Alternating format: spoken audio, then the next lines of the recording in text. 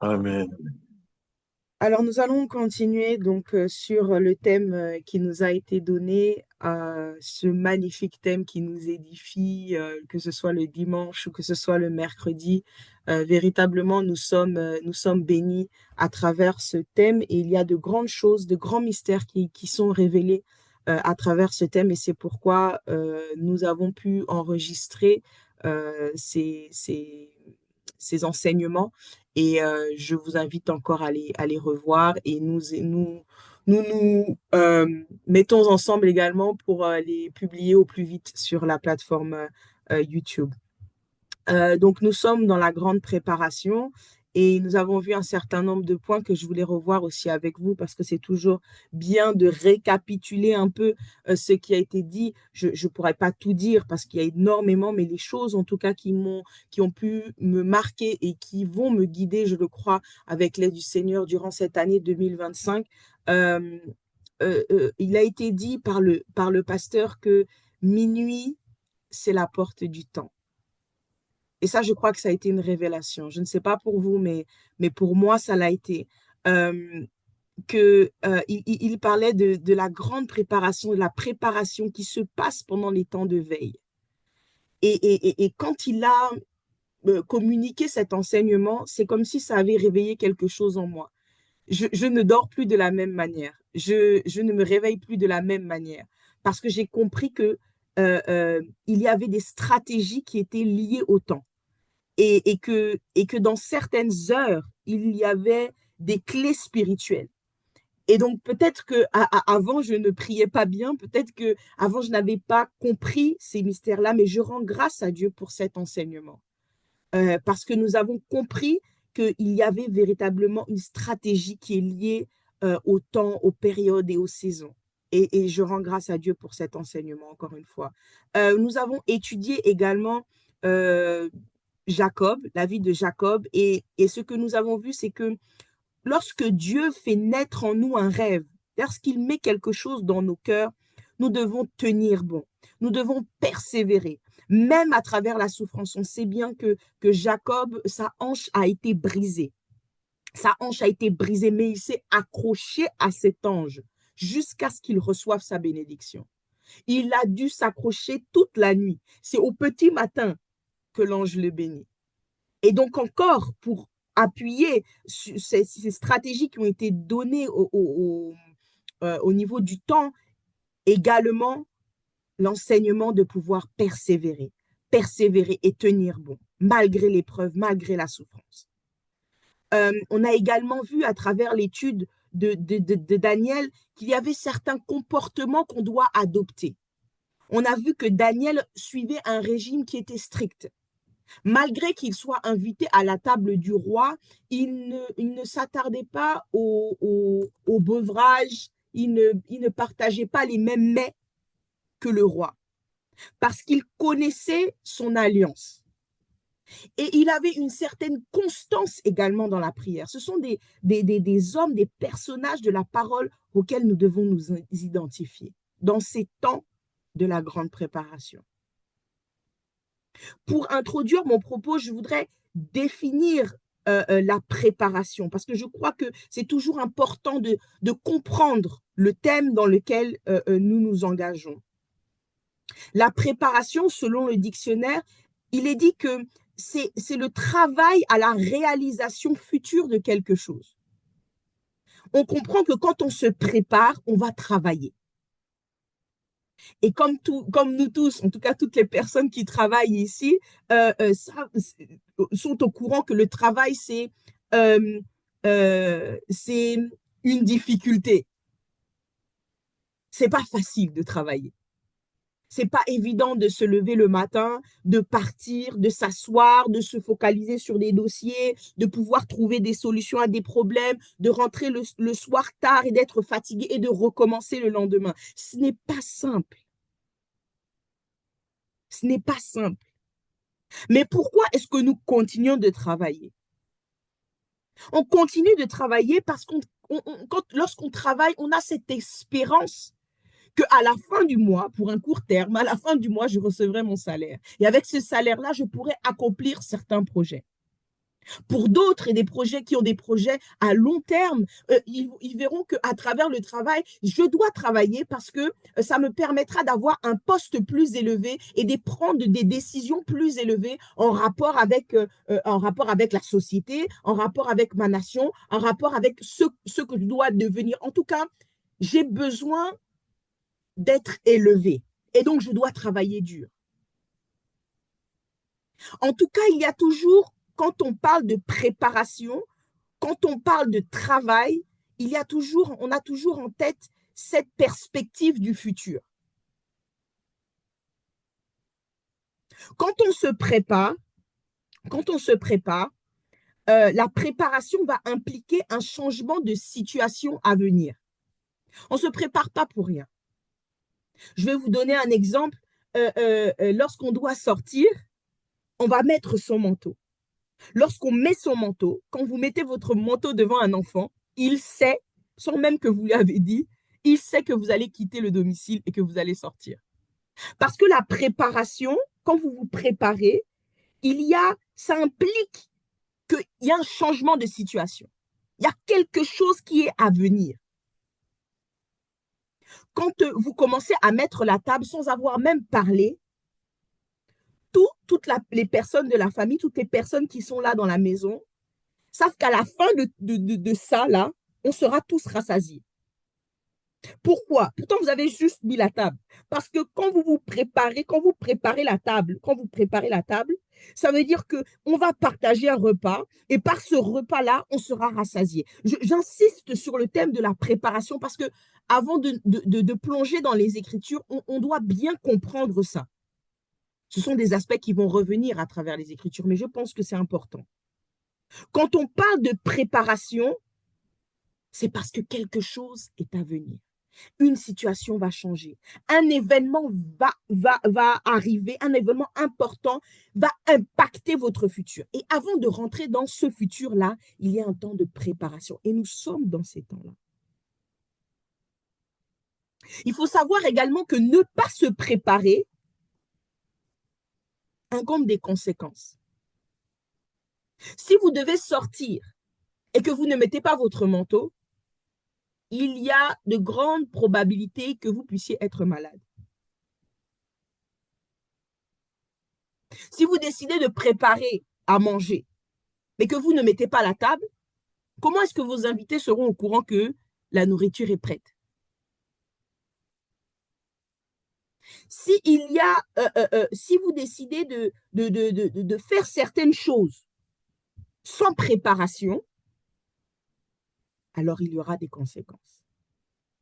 Et nous allons le voir dans la parole. Je me suis arrêtée sur 3 points, sur 3 passages. Si le Seigneur nous permet, nous irons étudier ces 3 passages. Mais ça sera selon le Saint-Esprit. Le premier point, on va lire dans Matthieu 25, du verset 1er au verset 13. C'est la parabole des 10 vierges. Je trouve que cette parabole-là parle beaucoup et explique beaucoup de choses à travers la préparation. Donc, si on peut lire Matthieu 25,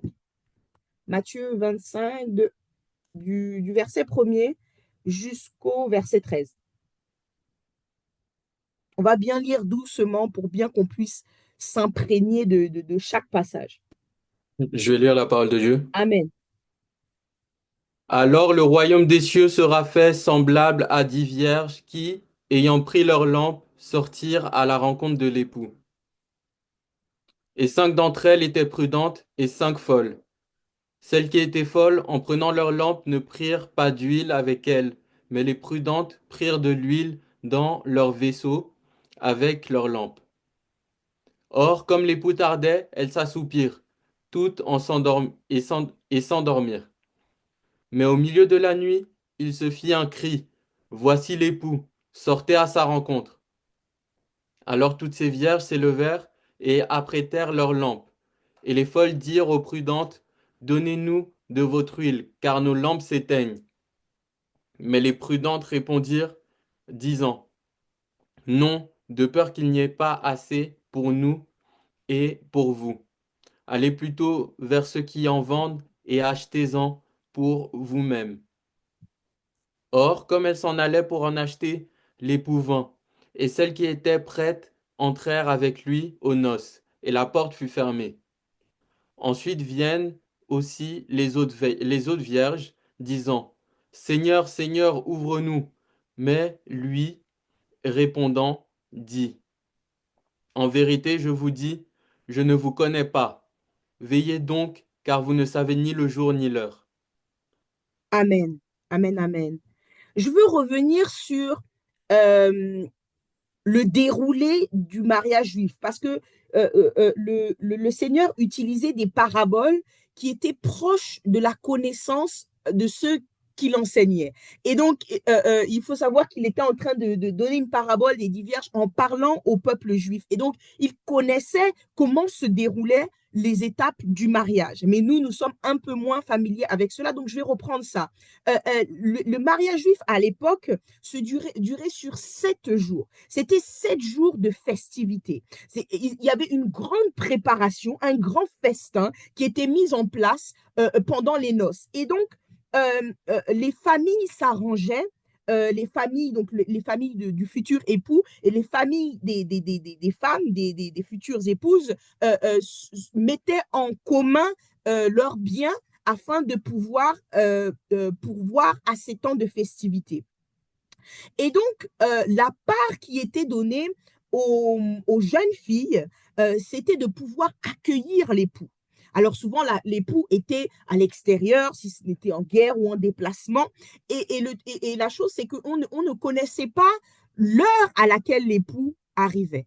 Alors, il n'y avait pas de téléphone, il n'y avait pas de poste, donc on savait qu'il allait venir dans une certaine période de temps, mais la période de temps pouvait être très longue parce que ces hommes-là, souvent, marchaient ou sinon ils étaient à cheval et puis il pouvait y avoir des intempéries qui les ralentissaient. En tout cas, le temps, l'heure à laquelle ils allaient venir et même le jour à laquelle ils allaient venir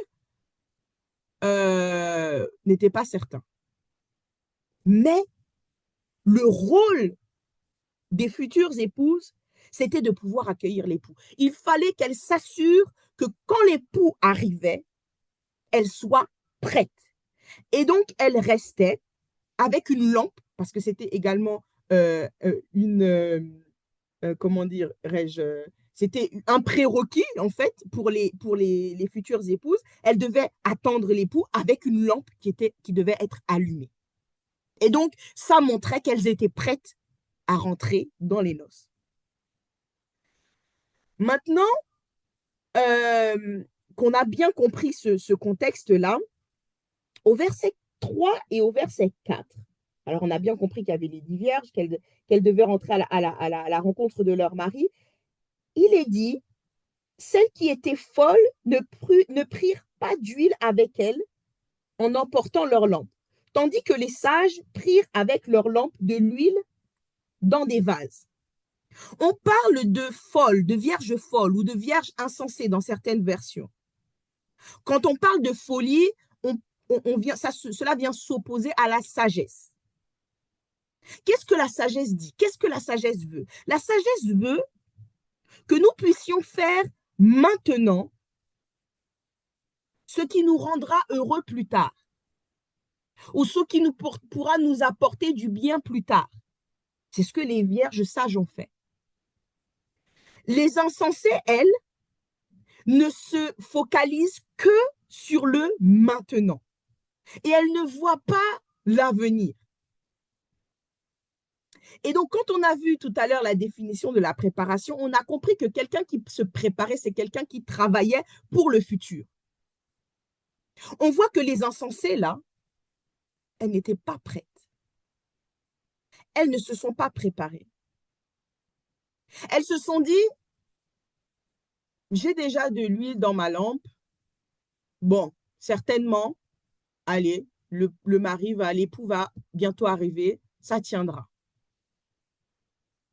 Mais je ne vais pas m'encombrer comme les sages, parce qu'il faut bien voir que les sages, elles avaient de l'huile, elles avaient leur lampe, qui devait déjà être lourde, plus un vase rempli d'huile. Et donc, elles ont accepté la difficulté afin d'assurer le futur avec l'époux. Et donc le bonheur dont je parlais tout à l'heure plus tard.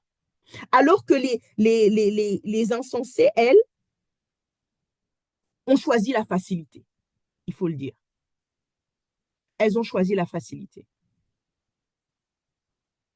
Quand on rentre dans des temps de préparation, on décide parce que c'est une décision. On voit que les vierges insensées ont décidé de ne pas ramener de l'huile supplémentaire parce qu'elles sont venues avec les sages. Elles ont bien vu que les sages portaient un vase. Elles ont décidé de faire autrement. Et donc, quand on rentre dans des temps de préparation, on décide de rentrer dans ces temps de préparation ou non. On décide de se préparer ou non. C'est une décision qu'on doit prendre, en fait, qui est personnelle. L'autre peut décider de porter son vase. Mais si toi, tu dis que non, moi, je ne porte pas mon vase. Ou l'autre peut ne pas porter de vase, pas d'huile supplémentaire. Et toi, tu dis que, bon, moi, en tout cas, je connais, je sais ce à quoi je veux prétendre. Et donc, je décide de partir avec mon vase rempli d'huile. C'est ça la différence. La préparation, c'est une décision. Euh, et souvent, c'est une décision qui incombe la difficulté. Quand tu décides de jeûner, quand tu décides de prier, je parlais tout à l'heure et j'introduisais en disant que la révélation qui nous a été donnée en nous disant que le minuit, c'est la porte du temps. Quand tu décides de couper tout à minuit, de te mettre à part pour prier, c'est pas évident. Parce que tu sais que le lendemain, tu dois te réveiller à 7 heures pour aller travailler ou tu dois aller à l'école. Parce que tu sais que à minuit, peut-être c'est l'heure de ton feuilleton. Peut-être que à minuit, c'est là que tu devais faire quelque chose. Mais tu dis que non, j'arrête tout, je pars prier. Et quand tu t'enfermes là dans ta chambre, tu ne sais même pas pour combien de temps tu vas t'enfermer. Ce n'est pas évident. C'est pas simple. Et même parfois, aux yeux des autres, ça ressemble à de la folie. Peut-être, hein, je ne dis pas, je ne veux pas rajouter à la parole, mais peut-être que les insensés, quand elles ont vu les sages en train de s'encombrer avec des vases, de l'huile, tout ça, elles se sont dit, mais elles, c'est trop. Pourquoi il faut tout ça? L'époux va venir, on sera prêtre, on sera là. Et quand tu t'enfermes dans ta chambre et tu décides de prier jusqu'à 5 heures du matin, alors que tu sais que tu dois te lever à 7 heures du matin, mais si tu dis ça à quelqu'un, il va te dire que mais ça ne va pas, il faut dormir. C'est pour ça que tu es fatigué, c'est pour ça que tu es malade, c'est pour ça. En fait, tout ça, c'est à cause de ça. Ça peut ressembler à de la folie. Mais toi, quand tu te prépares, c'est parce que tu as les yeux qui permettent de voir le futur. Tu es en train de te préparer, non pas pour quelque chose de matériel, de physique, mais tu es en train de te préparer pour des mystères, pour des choses qui sont spirituelles. Des choses qui sont spirituelles. Je dis souvent, euh, c'est bien d'évangéliser, c'est bien de parler du Seigneur à des personnes autour de vous et on le dit toujours et on continue que c'est important de pouvoir témoigner du Seigneur. Mais c'est encore plus important de pouvoir se tenir dans la prière en rapport avec la vie de la personne que vous évangélisez. Et ça, c'est la difficulté. Parce que beaucoup de chrétiens, et heureusement, parlent du Seigneur, parlent de Jésus, dit comment Jésus dit aux personnes comment Jésus les aime, comment Jésus lit des livres. Mais très peu se tiennent dans la prière, la nuit, ou à travers des temps de jeûne, en rapport avec un frère, avec une sœur, ou en rapport avec les difficultés qu'un frère ou une sœur peut traverser. Très peu. Parce qu'il y a une difficulté. C'est facile de prier pour soi. C'est facile de prier pour ses propres choses. Mais comment c'est difficile, parfois, de se tenir des heures dans la prière en rapport avec la vie de quelqu'un. Peut-être après 30 minutes, tu dis, mais Seigneur, j'ai déjà tout dit. Et pourtant, l'esprit, c'est pourquoi nous parlons en langue. Parce que l'esprit a tellement à dire. L'esprit a tellement à dire, l'esprit a tellement à dire, il y a tellement de prières qu'il veut que nous fassions. Mais nous intellectualisons, nous raisonnons trop. Et donc, c'est pourquoi, parfois, en français, nous sommes limités. Mais en langue, ah, vous pouvez prier des jours en langue, hein, et vous ne savez même pas pour qui vous priez. C'est la difficulté. La difficulté. Quand on rentre dans des temps de préparation, il y a une difficulté. Mais tu sais qu'à la fin de cette préparation-là, il y a quelque chose de grand. Il y a quelque chose de grand. Le sage est visionnaire. Celui qui se prépare, c'est un visionnaire. Il voit loin. Il voit loin. Celui qui ne se prépare pas, souvent, va faire comme les vierges folles.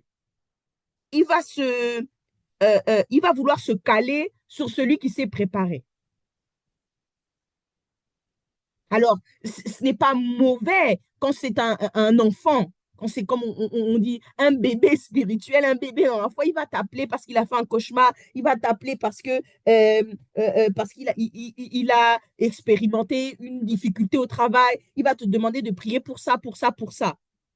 Il n'est pas encore mature. Mais pour un homme, une femme mature, qui s'apprête au mariage comme les vierges folles, de venir avec, auprès de quelqu'un qui est aussi une femme mature comme elle, au, dans la même catégorie. Vouloir euh, imposer son poids auprès d'une femme comme elle. Non, c'est compliqué. C'est compliqué. Je viens dire à quelqu'un que la préparation est personnelle. Tout à l'heure, on a dit que la préparation, c'est un choix, mais la préparation est personnelle. La préparation est personnelle. Alors, je viens également pour dire que peut-être que toi, tu te dis, oh, là, c'est comme si Kimberley est en train de venir de me gronder. Je n'ai pas encore commencé à me préparer ou qu'est-ce que je dois faire. Tu dois commencer petit à petit. Commence petit à petit. Commence. Il suffit de commencer. Je ne te dis pas, OK, toutes les nuits, tu dois te réveiller à minuit, toutes les nuits, tu dois veiller. Non, ce n'est pas ce que je suis en train de te dire. Si tu peux le faire, que le Seigneur soit loué. Gloire à Dieu. Mais tu commences avec une nuit. Tu sais que le vendredi soir, tu ne travailles pas le lendemain. Eh bien, samedi minuit, tu pries. Et puis, je ne te dis pas de rester à prier jusqu'à 5 heures du matin. Si tu arrives à prier jusqu'à 5 heures du matin, mais gloire à Dieu. Mais commence déjà avec 1 heure. De minuit à 1 heure du matin, tu te tiens dans la prière. Tu éteins ton téléphone, tu le mets en mode avion. Si tu veux lire la parole, là, ce n'est pas sur ton téléphone que tu vas lire la parole. Tu liras la parole papier. Si tu finis de prier, puis que tu vois que là, non, au bout de 15 minutes, tu as déjà trop prié, là, tu te dis, oh là, j'ai trop prié, j'ai plus rien à dire, Seigneur, qu'est-ce que même je vais. J'ai dit 1 heure, qu'est-ce que je vais faire? Commence à lire. Commence à lire. Tu lis un chapitre de l'Ancien Testament, un chapitre des Proverbes ou des Psaumes, un chapitre du Nouveau Testament. Et puis quand tu lis, tu demandes à l'Esprit de Dieu de t'aider. Et puis tu verras que d'autres sujets vont venir. Parce que le Seigneur parle à travers sa parole. Alors il faut commencer. Il faut commencer. Nous sommes déjà le 21 janvier, 22 janvier, pardon. Si tu n'as pas déjà commencé à te préparer, depuis que nous sommes dans ce thème-là, il faut commencer. il faut commencer. Parce que je veux dire à quelqu'un également que tôt ou tard, comme les vierges folles, tôt ou tard, nous devrons faire face aux conséquences de ce qu'on a fait ou de ce qu'on n'a pas fait aujourd'hui. Tôt ou tard,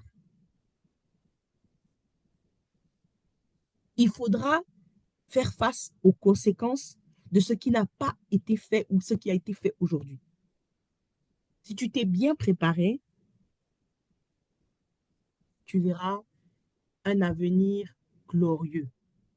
Si tu ne t'es pas préparé, il y aura des conséquences à cette non-préparation, au fait que tu ne t'es pas préparé. Et donc, commence. Il n'est pas trop tard. Heureusement, nous sommes dans la grâce. Donc, il n'est pas trop tard. Il n'est pas trop tard pour jeûner. Peut-être qu'aujourd'hui, tu fais le jeûne du vendredi. Gloire à Dieu. Je l'espère. Le vendredi, nous jeûnons ensemble de minuit à 18 heures.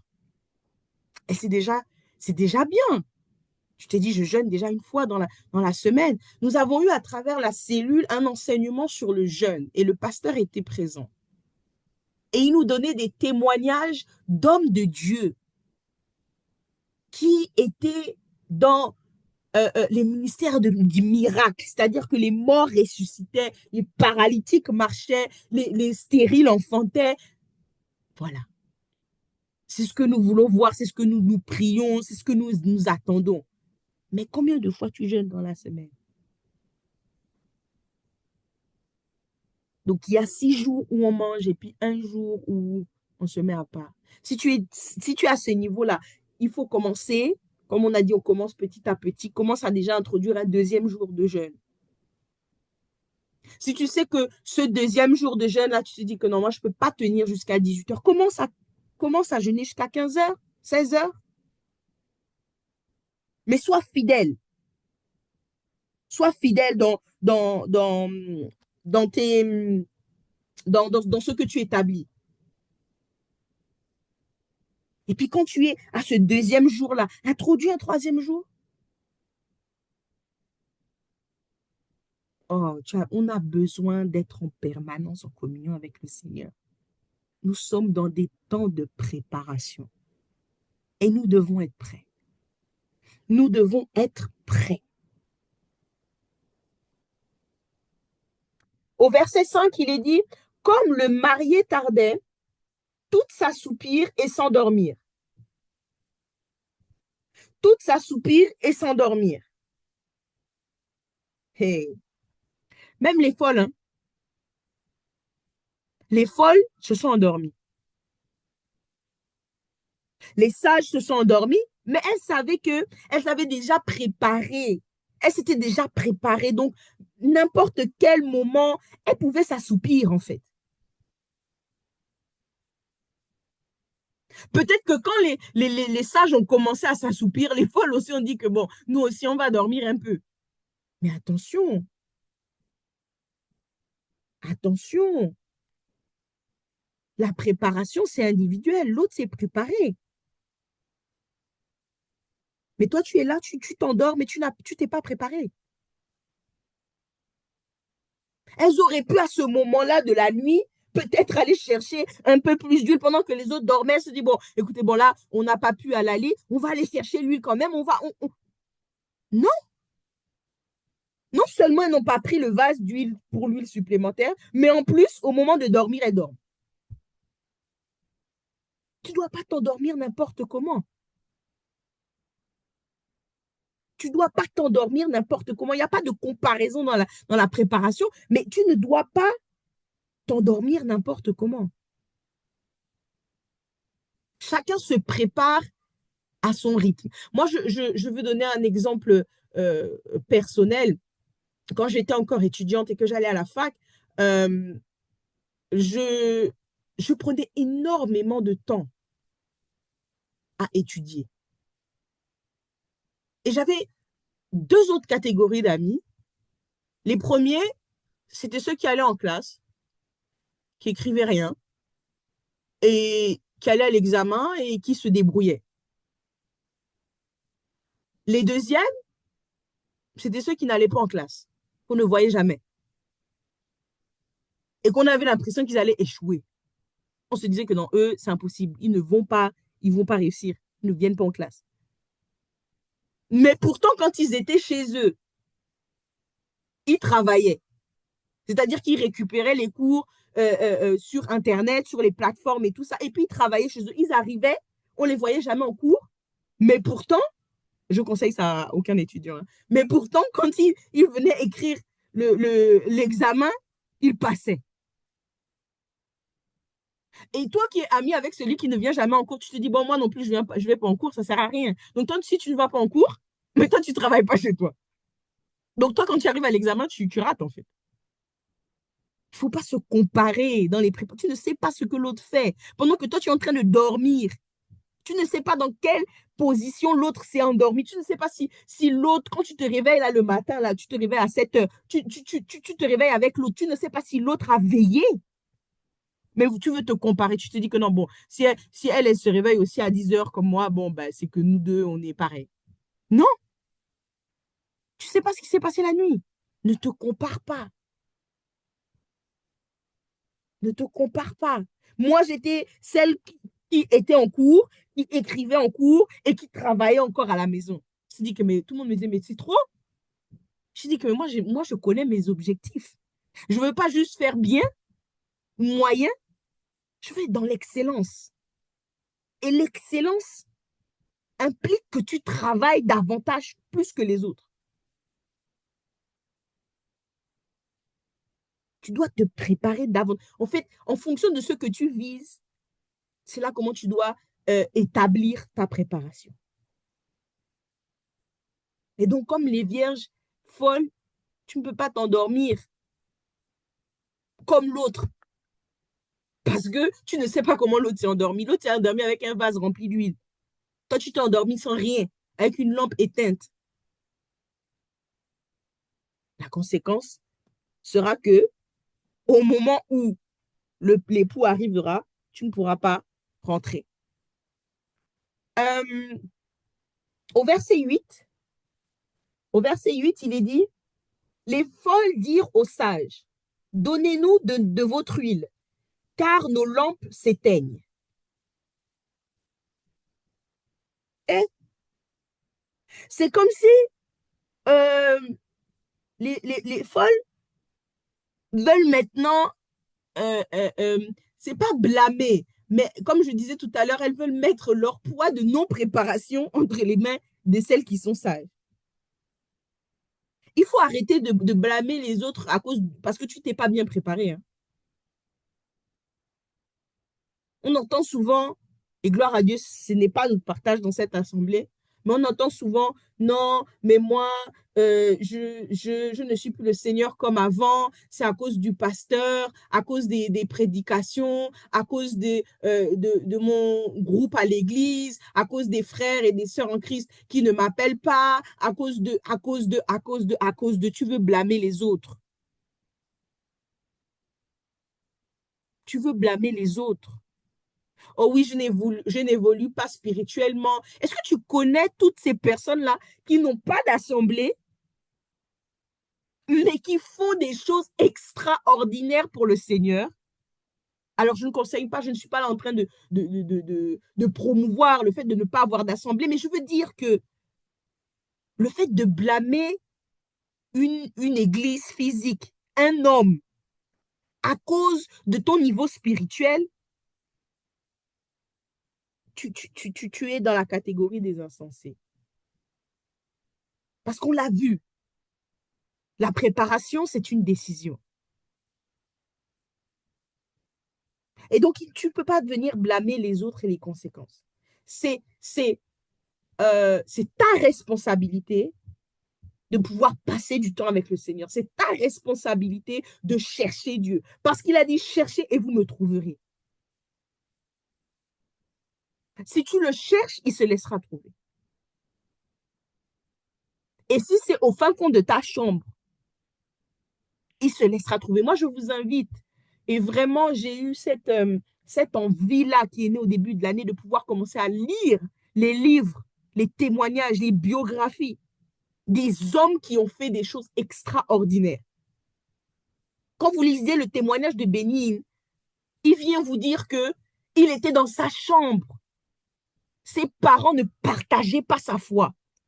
Mais c'est là que le Seigneur a commencé à l'enseigner. C'est là qu'il a commencé à avoir les révélations. Il n'était dans aucune assemblée. Il n'était pas dans une assemblée. C'est là que le Seigneur est venu le rencontrer. Bénigne qu'on le voit là maintenant. La préparation commence avec ta chambre. Commence dans ta chambre. Et puis quand tu es bien prêt dans ta chambre, à ce moment-là, tu pourras venir déverser auprès de l'assemblée. Parce qu'il faut savoir que quand tu viens, tu rentres dans une église et puis tu dis, je ne sens pas trop l'esprit ici. Mais est-ce que toi, tu transportes l'esprit? Parce que là où fout la plante de ton pied te donne en héritage, mais également, ton corps, c'est le temple du Saint-Esprit.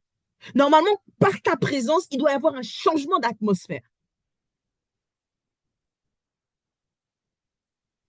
Et si on n'est pas arrivé à ce point-là, c'est qu'on n'est pas encore bien prêt.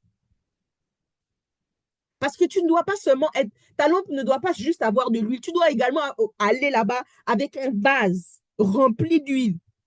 C'est-à-dire que quand tu arrives là, tu es tellement rempli que tu remplis l'atmosphère dans laquelle tu te trouves.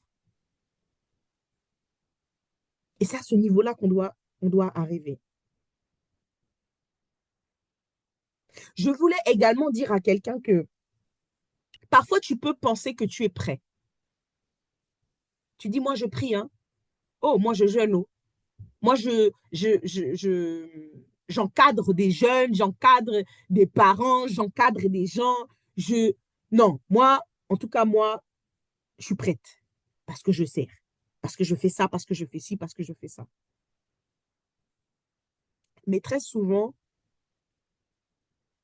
quand on creuse plus dans le cœur, on voit que le cœur a pu être blessé, le cœur a pu être irrité. Et on vient se présenter devant la face de Dieu avec un cœur lourd et chargé. Et donc, je viens dire ce matin, ce soir, pardon, je viens dire ce soir que s'il y a quelqu'un que tu retiens dans ton cœur, aujourd'hui, tu dois pardonner. Parce que la parole de Dieu dit dans Luc 6,37 que pardonnez et vous serez pardonnés. C'est tellement important de pouvoir se présenter devant le Seigneur avec un cœur pur et vrai, que tu ne peux pas venir un peu comme les vierges insensées sont venues à la porte. Et pourtant, elles savaient que la porte était fermée. Elles savaient qu'elles n'avaient plus de droit. Elles le savaient, que leur lampe était éteinte. Elles savaient que c'était trop tard. Quand elles sont arrivées, elles n'ont vu plus personne, elles savaient. Mais elles ont voulu réclamer des droits qui n'étaient plus les siens. Et donc, toi, tu veux venir réclamer des choses dans la prière alors que dans ton cœur, tu retiens encore une personne. Hey, ce n'est pas ton droit. Hein. Tu demandes le pardon pour tes propres péchés, mais toi-même, tu n'es pas allé demander pardon à ton frère. La Bible dit quelque part que tu ne peux pas venir donner ton offrande si tu retiens ton frère dans ton cœur, si tu as quelque chose contre ton frère. Et donc, c'est souvent ce qui arrive à un bon nombre de chrétiens. Ils sont dans les temps, ils se préparent, ils font beaucoup de choses, mais leur cœur n'est pas pur. Le cœur est chargé. Et quand tu lis la parole de Dieu et puis tu passes par ce passage-là, c'est comme si même tu le sautais. Pardonnez, vous serez pardonné. Bon, tu dis oui, oui, je pardonne, je pardonne. Non. Il faut qu'il y ait un véritable pardon. Il faut vraiment que tu sois en paix avec tous. Tant que ça dépend de toi, que tu puisses être en paix. avant de commencer dans les temps de préparation, avant de vouloir jeûner, prier, veiller. Parce que si tu t'engages dans des temps comme ça, qui sont également des temps de combat, avec un cœur lourd, ça sera compliqué. Ça sera compliqué. Alors, j'ai abordé du coup, un passage, mais je rends grâce à Dieu pour ce qui a été partagé. Je ne veux pas être trop longue. Je rends grâce à Dieu pour cet enseignement. Et je vais élever ma voix et je vais prier. Éternel Dieu Tout-Puissant, je te bénis, Seigneur Dieu, pour cette parabole des 10 vierges. Seigneur, tu es venu parler à nos cœurs par rapport à ce thème de la grande préparation. Seigneur, tu viens, Seigneur, disposer nos cœurs afin que quand nous rentrons, Seigneur, dans ces temps de préparation, nous soyons disposés à entendre ton esprit. Seigneur, disposés, sanctifiés, Éternel Dieu, afin de rentrer dans ta présence. Éternel, aide-nous. Aide-nous durant ces temps de préparation, parce que nous savons que ce n'est pas facile. Nous savons, Seigneur Dieu, que nous devons porter des vases en plus de lampes, en plus d'huile, en plus de beaucoup de choses. Nous savons. Aide-nous, Seigneur. Aide-nous à persévérer, à tenir bon, malgré les difficultés. Aide-nous, Seigneur Dieu, à veiller, à nous tenir à la brèche, à prier, Seigneur Dieu, en d'autres langues au milieu de la nuit. Seigneur, aide-nous. Aide-nous, Père, à nous tenir dans le jeûne.